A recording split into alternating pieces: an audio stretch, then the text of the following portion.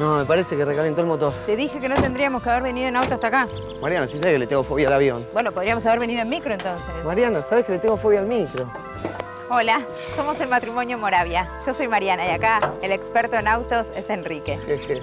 Esto es Energías Eficientes, serie en la cual repasamos cómo se produce, transporta y distribuye la energía en la Argentina. Ahora estamos en los campos de caña de azúcar de la empresa Ledesma, en Libertador General San Martín, provincia de Jujuy. Hoy vamos a hablar de los biocombustibles. ¿Cómo puede ser que haya recalentado tanto? Vamos a conocer mucho sobre esta forma de energía alternativa que tiene una historia muy extensa en nuestro país. Debe ser el radiador, ¿eh? También vamos a conocer cómo sobrevivir a un marido fóbico y obsesivo. No se lo pierdan. Ay, ya. Mariana, me quemé.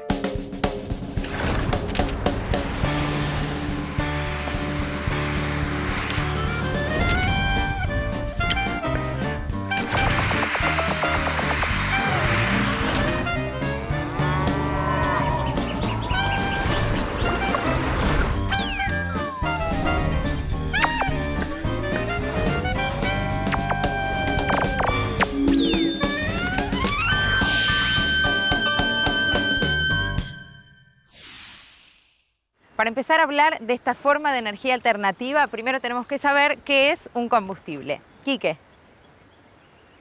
¡Quique! Mira qué hermoso lugar, Mariana. Vení, relájate, disfrutá.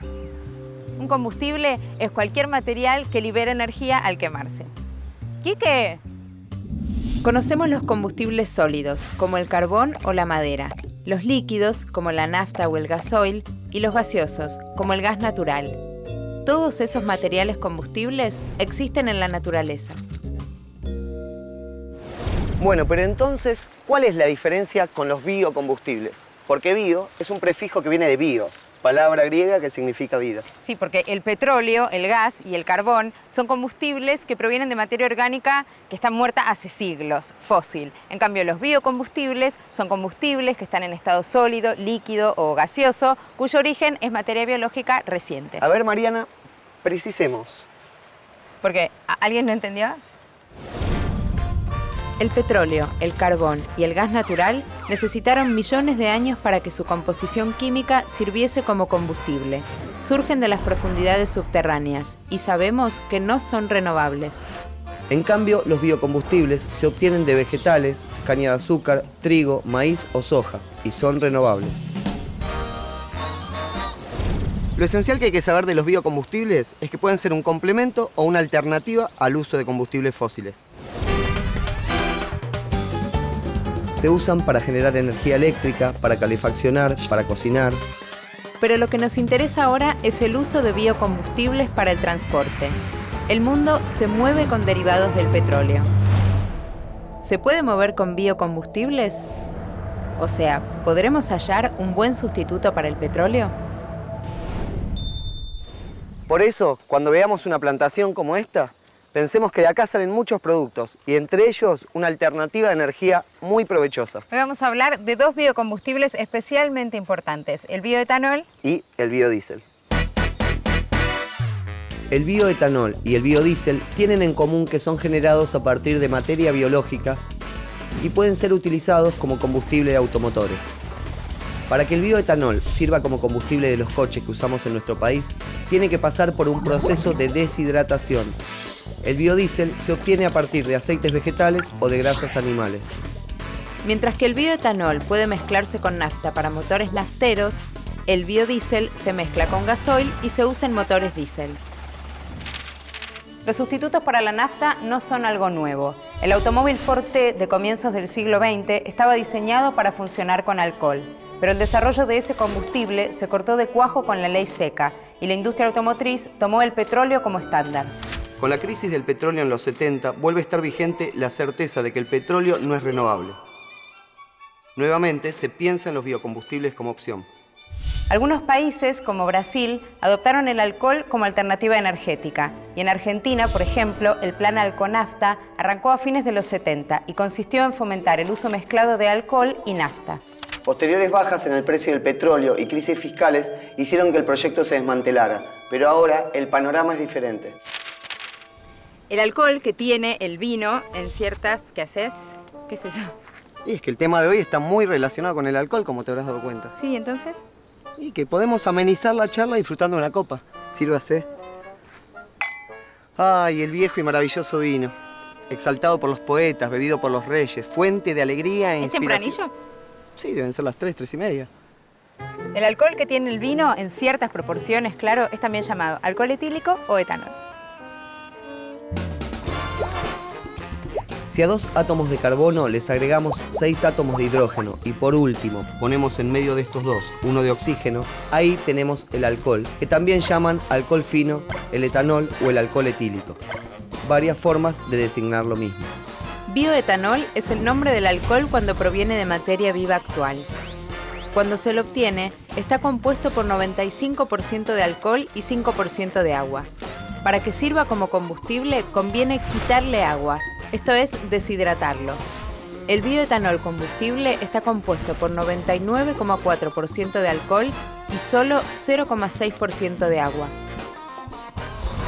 Si a este modelo le saco 2 átomos de hidrógeno y 1 de carbono, tenemos el metanol o alcohol metílico o alcohol de madera. Es un alcohol más simple que se usa entre otras cosas como anticongelante. Y si le devuelvo los 2 átomos de hidrógeno y el de carbono, pero le saco el de oxígeno, tenemos el etano, un hidrocarburo gaseoso que se encuentra en el gas natural. Si al etano le saco 1 de carbono y 2 de hidrógeno, tengo el metano, casi el 95% del gas natural. Y pensar que en un momento la atmósfera de la Tierra estaba compuesta principalmente por metano. Bueno, amor, si nos entusiasmamos, no paramos más. Volvamos al modelo del principio. El bioetanol es el alcohol que se obtiene a partir de materias vegetales. Sí, y la plantación está de caña de azúcar, por ejemplo. Exacto. Entonces la pregunta sería, ¿cómo llegamos al bioetanol a partir de la caña de azúcar? En una primera fase, la planta crece y se cosecha. De las plantas se extrae un jugo con mucho azúcar. Ese jugo se decanta, se evapora y se cuece para concentrar el azúcar.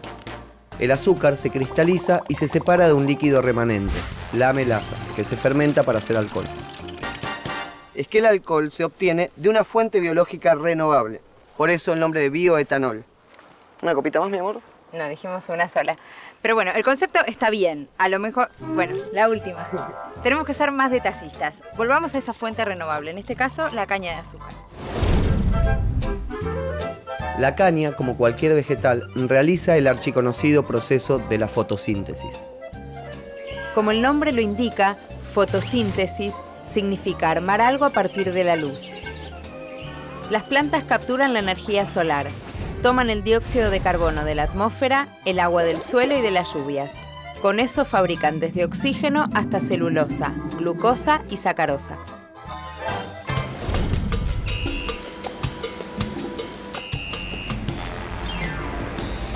En invierno la planta concentra mayor sacarosa, se la cosecha y se la transporta a una molienda en donde se la exprime. Cuando se exprime la caña, tenemos por un lado el jugo, que posee mucho azúcar, y una fibra remanente llamada bagazo. Este bagazo se puede quemar para producir calor y luego energía eléctrica, el mismo camino que hacen los combustibles como el petróleo, gas o carbón. El jugo de la caña se procesa para extraer la sacarosa y obtener el azúcar, pero hay un remanente, parte de la melaza, que es la materia prima del alcohol. Ahí es donde interviene la fermentación. Exacto, una técnica antiquísima en donde actúan las bacterias de la levadura. Hasta el propio Luis Pasteur investigó este tema. ¿Y no le dio rabia? Bueno, Mariana, un poco de humor. La levadura actúa sobre la melaza y genera fructosa y glucosa que pasarán a ser alcohol. Este mecanismo de la levadura ocurre en otros procesos, como el de la fabricación de cerveza, vino, pan o antibióticos. Y llegamos al último paso, la deshidratación. Al eliminarse un porcentaje del agua, el alcohol hidratado se convierte en deshidratado. Ya está listo para ser mezclado con naftas. Bueno, simplificando, de la melaza de la caña de azúcar se obtiene el bioetanol o alcohol. Ahora, ¿qué diferencia hay entre el alcohol que tomamos en el vino y el alcohol que se usa en combustible? El porcentaje de agua, obvio.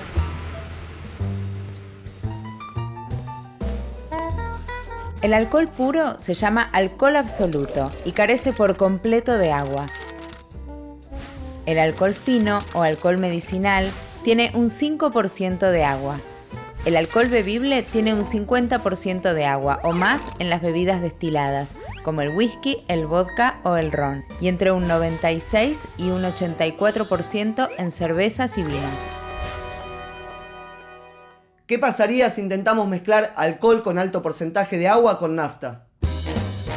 Si agregamos alcohol con agua a un tanque de nafta, o si se mezclara agua por otra vía, se producirían fallas en el motor. En cambio, si el alcohol es deshidratado, una vez mezclados, el alcohol funciona de igual manera que la nafta en un motor de combustión interna. Por eso, el proceso productivo culmina con una planta deshidratadora. La producción de alcohol en el mundo para todos sus usos es de 64.000 millones de litros anuales. Más de 9 veces el volumen de la represa de Yacyretá. Sí, o del lago Ness en Escocia, con o sin el monstruo. En la Argentina se producen unos 180 millones de litros de alcohol por año. Hablamos de alcohol hidratado, no para uso combustible. En 2008 se sancionó un régimen de biocombustibles que impone un mínimo del 5% de alcohol en la nafta y un 5% de biodiesel en el diésel. O sea que la producción de alcohol inevitablemente va a subir. Sí, a más del doble de lo que se produce actualmente. Y si la mezcla de bioetanol con nafta aumenta en un 10%, vamos a tener que duplicar de nuevo. Para el automovilista, no va a haber un cambio ni en el precio ni en las prestaciones del combustible. Y sin embargo, sí va a traerle otros cambios altamente beneficiosos. Ampliará la oferta energética con una fuente renovable y nacional. Y representará un beneficio para el medio ambiente, porque aunque el alcohol no sustituya a la nafta, será un complemento que reducirá la emisión de gases de efecto invernadero. En el caso del bioetanol, el cambio a nivel de economía regional será importante. En la zona del noroeste argentino, el NOA, provincias como Salta, Catamarca, Santiago del Estero, Jujuy y Tucumán tendrán un desarrollo mayor. La mano de obra que emplea el cultivo de caña de azúcar es mayor que la de otros cultivos que se podrían desarrollar en la región. Pero lo importante es que sus resultados, descontados los sueldos, son más útiles para la comunidad. Las plantas en su conjunto, incluyendo las que se incorporen por el lado de la producción de alcohol de cereales, crearán más de 5.000 empleos directos y 20.000 o 30.000 empleos indirectos, considerando toda la cadena de valor desde el cultivo hasta la producción de alcohol y subproductos. En el proceso intervienen muchos profesionales, ingenieros y técnicos agrónomos en la etapa agrícola y diversas especialidades técnicas y de la ingeniería en las etapas industriales. Ingenieros y técnicos industriales, químicos, mecánicos electrónicos, electromecánicos en higiene y seguridad y en alimentos.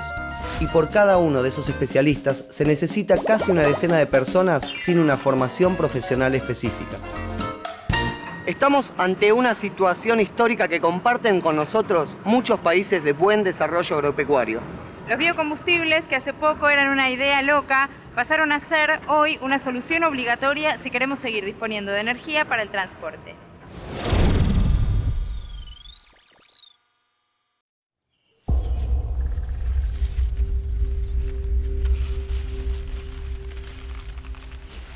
Mariana. Marian. Ay. ¿Este lugar no es ideal para una película de suspenso? No, suspenso genera imaginar qué va a pasar en el futuro con los biocombustibles como energías alternativas. Pero bueno, hoy por hoy son una realidad. A mí hay algo que me queda claro. El biocombustible se obtiene de plantas que crecen a partir del dióxido de carbono que generan cuando quemamos su alcohol. Por lo tanto, ese combustible es una fuente renovable de energía. Sí, hay algo que es muy importante dejarlo claro. Los biocombustibles no se van a agotar. No. Recordemos que mediante la fotosíntesis, las plantas generan oxígeno que pasa al aire. Cuando quemamos el biocombustible, le estamos devolviendo al ambiente el carbono que las plantas utilizaron. Por lo tanto, el dióxido de carbono que despiden es únicamente el que antes habían tomado del propio aire. En cambio, si desenterramos combustibles fósiles y los quemamos, estamos aumentando el dióxido de carbono atmosférico. Por si no fuimos claros, lo que estamos diciendo es que el impacto ambiental que genera la quema de los biocombustibles es mucho menor a la que producen los combustibles fósiles. Sí, con un manejo adecuado no existen efectos ambientales negativos. Al contrario, el efecto es positivo en tanto logra un balance neutro de gases de efecto invernadero. Además, es una materia prima que se renueva anualmente. Pero ojo, porque... Sí, ojo. A ver qué voy a decir. No sé, pero algo importante seguro. Un manejo inadecuado de los desechos sería volcarlos sin tratamiento a un río que no tuviera el caudal suficiente para absorberlos. Dado que estos desechos son ricos en material orgánico, son de una alta demanda biológica de oxígeno. Es decir, la materia orgánica tomaría mucho oxígeno del agua, lo cual dificultaría la vida de peces y de otros organismos. Hay por lo menos 3 alternativas de manejo adecuado de estos residuos. Una de ellas es utilizarlo para riego de los campos, con lo cual se devuelve material orgánico a la tierra. Otra alternativa es evaporarlos en lagunas y utilizar los barros resultantes como abono. Finalmente, pueden tratarse en reactores biológicos que permiten recuperar metano. Si mencionamos que los residuos son biodegradables por ser materia orgánica, es porque esto significa una ventaja en relación con los hidrocarburos fósiles. Respecto de la combustión de la fibra, existen filtros lavadores de gases que retienen las partículas, arena, tierra y cenizas emanadas de la combustión de la fibra de caña en las calderas. El agua de lavado que arrastra las partículas separadas se deriva al sistema de tratamientos de desechos líquidos. Amor, Hey. ¿hablamos de los puntos en contra de los biocombustibles? No. ¿Cómo no? ¿No No. qué? ¿Hablamos de los puntos en contra de los biocombustibles? Te estoy diciendo que no hablamos. ¿Cuántas veces me vas a preguntar? Ah, vos... No, pará. Vos decís, hablemos Y sí, ahora. y sí. Sí, Bueno. hablemos de los puntos en contra de los biocombustibles. Uno es que la tecnología de autos argentinos no permite que se use indistintamente nafta o bioetanol.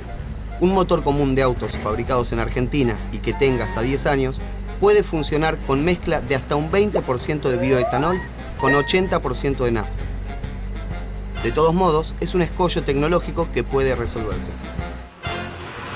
Hay otra cuestión para tener en cuenta. Pensemos esto. Si toda la tierra cultivable del mundo se destinara a la producción de biocombustibles, igual no alcanzaría para cubrir la demanda de energía. Además, nos quedaríamos sin alimentos. No, igualmente pueden hacerse las dos cosas. Y esa es una de las ventajas de la caña. ¿Por qué? Y porque su producción es más abundante que la estrictamente necesaria para producir azúcar y fibra. Se puede quemar parte de la fibra para producir energía en las plantas industriales y reservar parte de lo que sería azúcar para fabricar bioetanol. La fabricación de alcohol combustible no nos privará de alimento, aunque sea innegable que incida moderadamente en el precio del azúcar. ¿Y se pueden obtener biocombustibles de otros vegetales? ¿Qué pasa con otros cultivos? Bueno, mira, para la producción de alcohol se está estudiando la posibilidad de incorporar sorgo dulce o remolacha azucarera. Pero 1 hectárea de caña genera más energía que 1 hectárea de casi cualquier otra fuente posible. La Argentina es relativamente rica en alimentos, así que podemos cultivar plantas para fabricar combustible. Sí, la explotación de los mismos recursos para alimentar a la población y para proveerla de combustible no es nueva. ¿Ah, no? No. Es muy antigua y profesada por varias culturas. Desde tiempos inmemoriales hasta comienzos del siglo XX, los esquimales usaban velas de grasa de foca para alumbrarse y en ocasiones las comían. En la antigua Roma usaban una clase de arenques secos muy grasosos para alumbrarse en caso de emergencia. En Roma y en Grecia antiguas usaban aceite de oliva como alimento, pero cuando se ponía un poco rancio lo empleaban en las casas de baño para embadurnarse el cuerpo con una gruesa capa de ese aceite viejo y espeso cuyo exceso se retiraba. El aceite sobrante desprendido del cuerpo, que nadie quería como alimento ni para untarse, se quemaba en las lámparas para iluminación o para cocinar. Quemaban entonces alimentos para usar su energía con otros fines diferentes. El faro de Alejandría, una de las 7 maravillas del mundo antiguo, se encendía con aceite de ballena, que también servía de alimento. Ese producto se usaba para freír y a la vez para encender la hornalla de la cocina. Los faros luminosos con combustible se dejaron de usar en el siglo XX, cuando se popularizó la luz eléctrica y surgieron otros medios de orientación geográfica. De todos modos, la utilización de los faros de aceite de ballena no tendría mucho futuro. La caza indiscriminada de ballenas llevó a que llegaran al borde de la extinción a fines del siglo pasado. Mira, lo cierto es que todo alimento es una fuente de energía y por lo tanto sirve como combustible. Si en la época de la guerra en nuestro país llegaron a quemar maíz y girasol en las locomotoras. Sí, ya me lo contaste. ¿Y sabías que en algunos lugares del campo usan estiércol seco como combustible? ¿Estiércol seco? Estoy comiendo, amor.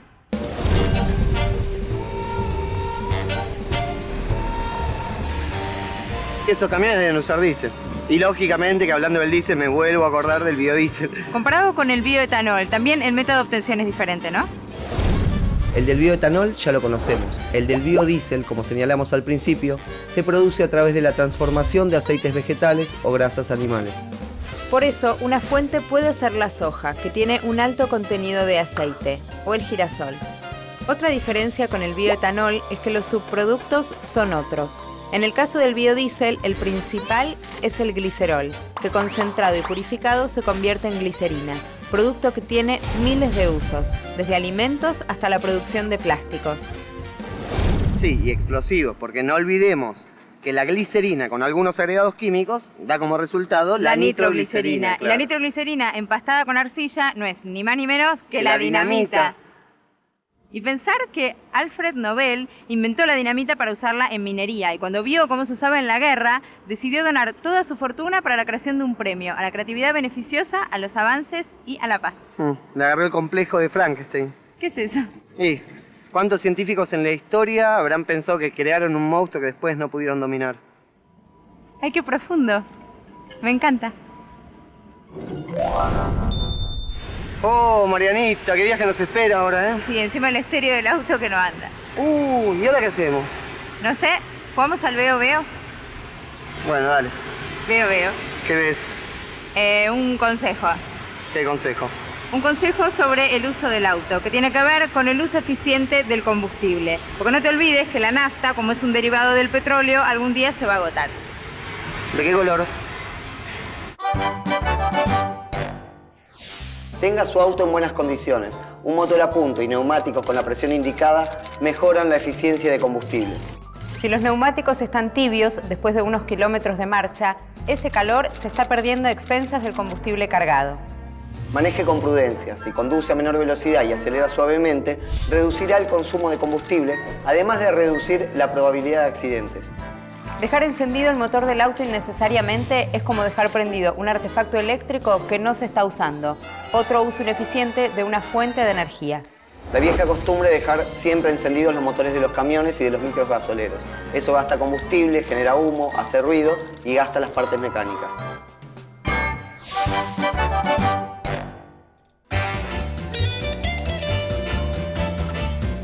Podemos concluir que la Argentina puede producir biocombustibles con ventajas económicas importantes para el desarrollo de economías regionales y del país en su conjunto. Pensemos que la mayor parte de la población mundial va a presenciar el agotamiento total del petróleo. Y hasta que se inventen o perfeccionen nuevas formas de energía, la producción de biocombustibles es ventajosa para los servicios, para la economía y el medio ambiente. Bueno, vamos a meterle pata porque nos va a agarrar la noche. Tenés cara de cansado, amor. ¿Querés que maneje yo? No. Bueno, ¿qué pasa? ¿No confías en mí? No. Sabes que soy una conductora muy prudente. Sí, demasiado prudente. A la velocidad que manejás vos tenemos reserva de petróleo para 1000 años, no para 50.